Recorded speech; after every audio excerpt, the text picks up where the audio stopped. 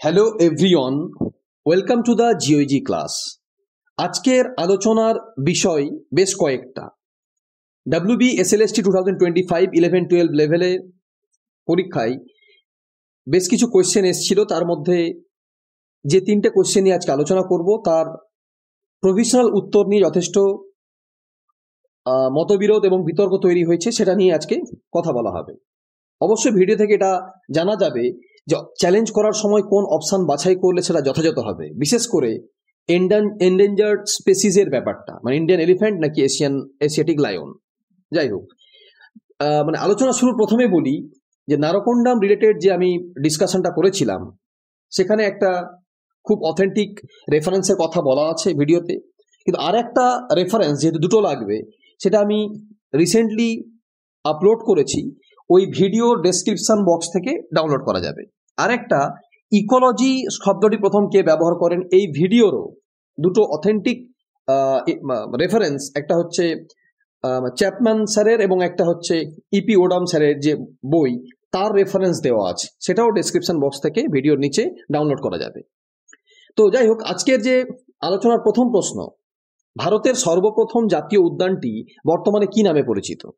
এখানে চারটা অপশনের মধ্যে জিম করবেট এবং কাজিরাঙ্গা নিয়ে বিতর্ক আছে, যেটা প্রভিশনাল অ্যান্সার কিতে ধরা হয়েছে। মানে কানহা এবং জিম করবেট নিয়ে একটা বিতর্ক তৈরি হয়েছে। প্রভিশনাল অ্যান্সার কিতে ধরা হয়েছে বি কানহা, কিন্তু অ্যাকচুয়ালি এটা যে সি জিম করবেট হবে তার সাপোর্টিং ডকুমেন্টস কিছু আমি আলোচনা করছি। যেমন করবেট টাইগার রিজার্ভ ফরেস্ট এর যে অফিসিয়াল ওয়েবসাইট, তার ওভারভিউ সেকশনে পরিষ্কার বলা আছে যে Corbett tiger reserve CTR originally established as Hailey National Park in 1936 is a jewel in the crown of India's wildlife conservation efforts. Located in the Nainital district of Uttarakhand, CTR is not only the first national park in India but also the first to come under the Project Tiger initiative. তার এখানে পরিষ্কারভাবে বলা আছে যে মানে ইন্ডিয়ার first national park, যে শুধু ন্যাশনাল পার্ক তা নয়, এখানে টাইগার প্রজেক্ট যে ইনিশিয়েটিভ, সেই ইনিশিয়েটিভেরও প্রথম। তো যাই হোক, যেটা renamed in honour of Jim Corbett in 1956, যেটা 1956 জিম করবেট নামকরণ করা হয়। নেক্সট রেফারেন্স, গভর্নমেন্ট অফ উত্তরাখণ্ডের কুমায়ুন ডিভিশনের পেজ, এখানে বলা হয়েছে যে Corbett national park and tiger reserve was set up in 1936 as the first national park in India, was inaugurated here in 1937. এখানেও ক্লিয়ার কাট বলা আছে। নেক্সট, গভর্নমেন্ট অফ উত্তরাখণ্ডের নৈনিতাল পেজে, the Corbett Park is first national park of India established in the year 1936. It was named Hailey National Park. ওকে, তো এখানে পরিষ্কার বলা আছে যে হেলি ন্যাশনাল পার্ক, এবং সেটা পরবর্তীতে কি করা হয়, জিম করবেট ন্যাশনাল পার্ক হিসেবে নামকরণ করা হয়। নেক্সট রেফারেন্স, মাজিদ হোসেন স্যারের জিওগ্রাফি অফ ইন্ডিয়া বই, আইএসবিএন নম্বর এখানে দেওয়া আছে, পেজ নম্বর 5.27। এখানে কিন্তু পরিষ্কারভাবে বলা আছে যে জিম করবেট ন্যাশনাল পার্ক 1936 আর কানহা ন্যাশনাল পার্ক 1955। সুতরাং এখানেও কিন্তু বিতর্কের কোনো অবকাশ রাখে না যে জিম করবেট ন্যাশনাল পার্ক ভারতের প্রথম ন্যাশনাল পার্ক। নেক্সট আর একটা রেফারেন্স, হাজরা ও বণিক স্যারের বই, যেটা 294 পাতায় পরিষ্কারভাবে লেখা আছে যে ভারতের প্রথম জাতীয় উদ্যান হলো উত্তরাখণ্ডের করবেট ন্যাশনাল পার্ক। এটি মূলত বাঘ সংরক্ষণের উদ্দেশ্যে গঠিত হয়।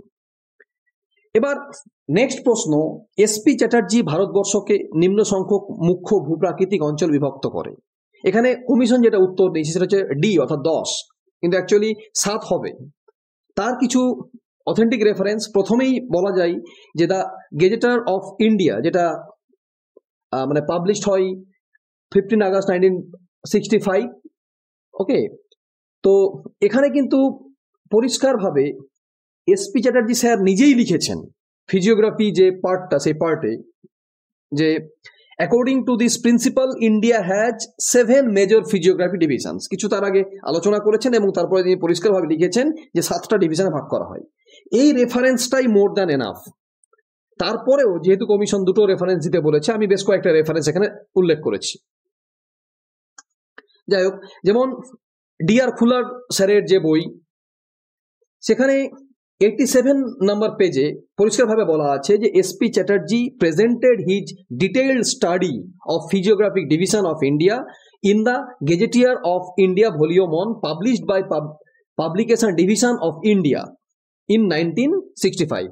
He divided India into 7 major physiographic divisions. তাহলে এক্ষেত্রে কিন্তু পরিষ্কারভাবে মানে 7টা যে ফিজিওগ্রাফি ডিভিশনে ভাগ করা হয়েছে সেটা কিন্তু এখানে বলা হয়েছে।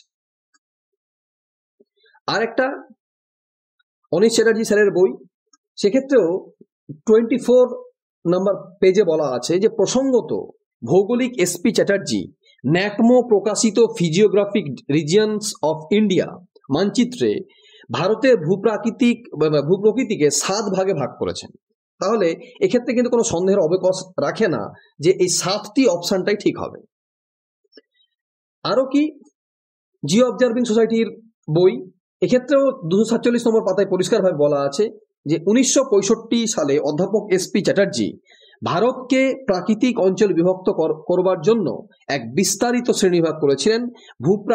প্রকৃতির ভিত্তিতে তিনি 7টি প্রধান এবং বহু গৌণ অঞ্চলে বিভক্ত করেছেন। নেক্সট প্রশ্ন, যে নিম্নলিখিত কোন প্রজাতিগুলির মধ্যে কোনটি বিপন্ন প্রজাতির অন্তর্গত? তো যাই হোক, আগে দুটো কোশ্চেন যেটা আলোচনা করলাম সেক্ষেত্রে কিন্তু একেবারে অপশন যেটা দেওয়া হয়েছে সেটা ভুল হিসেবে ধরতে হবে। আর এই যে কোশ্চেনে নতুন যে আর একটা কোশ্চেন আলোচনা করতে শুরু করছি এখন, কোশ্চেনটা হচ্ছে যে নিম্নলিখিত প্রাণী প্রজাতিগুলির মধ্যে কোনটি বিপন্ন। এক্ষেত্রেও যেটা বিতর্ক তৈরি হয়েছে সি এবং ডি নিয়ে। কমিশন যেটা ধরেছে ডি অর্থাৎ এশীয় সিংহ। ভারতীয় হাতি যে হবে এই সংক্রান্ত অনেক বিতর্ক আছে, তো সেটা নিয়েই একটু জাস্ট আলোচনা। যেমন প্রথমেই IUCN এর যে রেড লিস্ট যেটা 2020 সালে প্রকাশিত হয়, এখানে এর যে নাম সেটা হচ্ছে এলিফ্যাস ম্যাক্সিমাস। ওকে, এটা কিন্তু এন্ডেঞ্জার্ড মানে ক্যাটাগরির অন্তর্গত, এখানে নিচে লিঙ্ক দেওয়া আছে। তো এবার এন্ডেঞ্জার্ড এর মধ্যে এশিয়ান এলিফ্যান্ট লেখা আছে, সেই একই জিনিস সাইন্টিফিক নেম লেখা আছে এলিফ্যাস ম্যাক্সিমাস, যার ইংলিশ যদি আমরা মানে কমন নেম দেখতে যাই তাহলে এশিয়ান এলিফ্যান্ট আবার ইন্ডিয়ান এলিফ্যান্ট। সুতরাং ইন্ডিয়ান এলিফ্যান্ট হচ্ছে একটা এন্ডেঞ্জার্ড স্পেসিস। তারপরে এলিফ্যান্ট করিডোরস অফ ইন্ডিয়া 2023 এর যে রিপোর্ট, তার প্রিফেসেই বলা আছে যে Asian elephants elephas maximus are among the most endangered species in the world. তাহলে এক্ষেত্রে কিন্তু পরিষ্কারভাবে বলা আছে যে এটা একটা এন্ডেঞ্জার্ড স্পেসিস। সুতরাং ইন্ডিয়ান এলিফ্যান্ট যে হবে উত্তর, সেটা নিয়ে কোনো সন্দেহ নেই। তবে কমিশন যেটা অ্যান্সার নিয়েছে সেটাকেও কিন্তু ভুল বলাটা যাবে না আর কি। যদিও এই ব্রিটানিকার যে পেজ সেখানে কিন্তু বলা আছে যে এশিয়াটিক লায়নকে ভালনারেবল ক্যাটাগরিতে করা হয়েছে 2024 সালে, যেহেতু তার সংখ্যা অনেকটা আগে থেকে বেড়েছে। তারপরে একটা নিউজের মানে পেপারের যে টাইমস অফ ইন্ডিয়ার একটা স্ক্রিনশট দেওয়া আছে, এক্ষেত্রেও কিন্তু বলা হয়েছে যে এশিয়াটিক লায়ন যেটা মানে এন্ডেঞ্জার্ড ছিল 2008 সালে, পরবর্তী যখন রিক্লাসিফাই করা হয় তখন সেটা কিন্তু ভালনারেবল সেকশনে চলে এসছে। তাহলে এখানে দুটো যে বললাম, এখানে কিন্তু ভালনারেবল বলছে, কিন্তু এটা যখন সার্চ করতে গেলাম তো এই 2024 সালের IUCN যে পাবলিকেশন যেটা রেড লিস্ট, সেখানে কিন্তু এই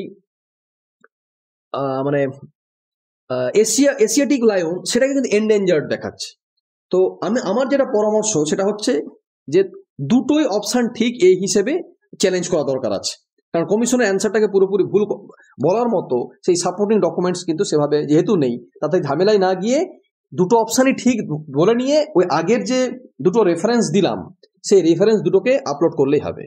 তো এখানে অনেক রেফারেন্সের কথা অন্যান্য কোশ্চেনেও আমি আলোচনা করেছি, যে কোনো দুটো যেটা অথেন্টিক বেশি সেই রেফারেন্সগুলোকে কিন্তু একটা নির্দিষ্ট যে লিমিট আছে 250 KB সম্ভবত, যদিও এটা খুবই সামান্য, একটু আর মেমোরিটা বাড়ানো উচিত ছিল, তার মধ্যে কিন্তু আপলোড করতে হবে। তো যাই হোক, আজকের যে ডিসকাশন সেই ডিসকাশনটা অবশ্যই ডেসক্রিপশন বক্সের মানে লিঙ্ক দেওয়া আছে, সেখান থেকে ক্লিক করা যাবে। ভিডিওটি শুনে নিলে চ্যালেঞ্জ করতে অনেকটাই সুবিধা হবে। তো আজ এ পর্যন্তই, সবাইকে অনেক অনেক শুভেচ্ছা। আর একটা এই সংক্রান্ত ভিডিও কালকের মধ্যে আপলোড করব, যেটা ওই ধ্রিয়ান সংক্রান্ত, অনেকে আমাকে বারবার বলছে, যদিও তারপরে সার্গাসাসি বা শৈবাল সাগর, এই ধরনের কিছু কোয়েশ্চেন নিয়ে আমি পরের ভিডিওতে আলোচনা করব। তো সবাইকে অনেক অনেক ধন্যবাদ।